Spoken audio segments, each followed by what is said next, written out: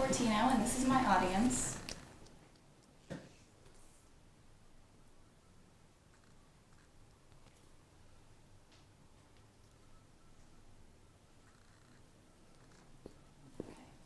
Every night in the United States, hundreds of thousands of men and women are forced to sleep on the ground, cardboard boxes, or worse.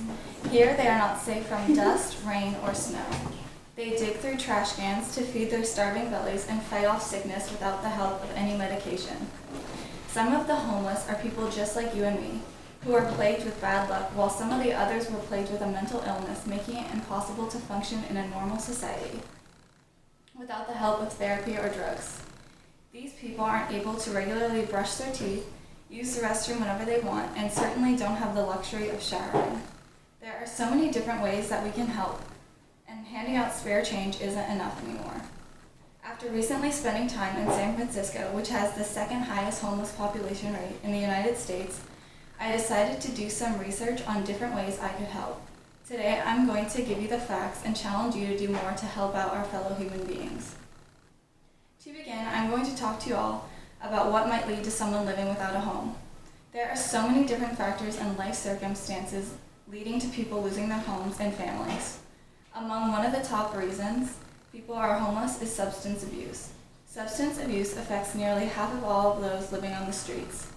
According to the National Healthcare for the Homeless Clinicians Network, 50% of those with substance abuse issues also suffer with a mental illness. Addiction must be treated like an illness. Abusers need therapy, counseling, and reinforcement from people they can trust. The motivation for the homeless to give up their addictions is low when they feel they don't have a lot to live for. Those with addictions also have a much harder time finding a place to stay due to drug testing and many shelters. Yet being without a stable place during recovery dramatically decreases the likelihood of a successful recovery. So many tragic life occurrences also cause homelessness, like the loss of a loved one, job loss, domestic violence, and much more.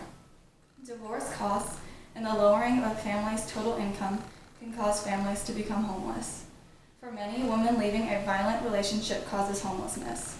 So as you can tell, it is really no place of ours to judge those living on the streets begging for money. We will never know what it is like to have to resort to the streets and have no one supporting us emotionally or physically. According to Rick Jervis from USA Today, about a fifth of those on the streets are crippled with mental disorders, and an even higher percentage among the homeless women. That means about 385,000 people living on the streets are mentally ill. The quality of life for them is quite low. 20% use garbage cans as a primary food source. Mental illness disrupts people's abilities to carry out essential aspects of daily life, like self-care and household management. For many, it prevents them from being able to work or keep a job. Mental illnesses prevent people from forming and keeping relationships, which results in pushing away caregivers, family, and friends, which in return creates a high chance of becoming homeless compared to the general population. The patients with bipolar disorder or schizophrenia are particularly vulnerable to this life. Having poor physical health also contributes to a large percentage of the homeless population. According to the National Health Center for the Homeless, of the 1 million personal bankruptcies in 2007, 62% of them were caused by medical debt.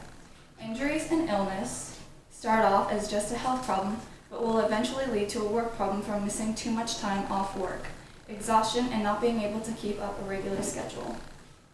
Then when you mix in crowded homeless shelters or living on the streets, stress levels are especially high.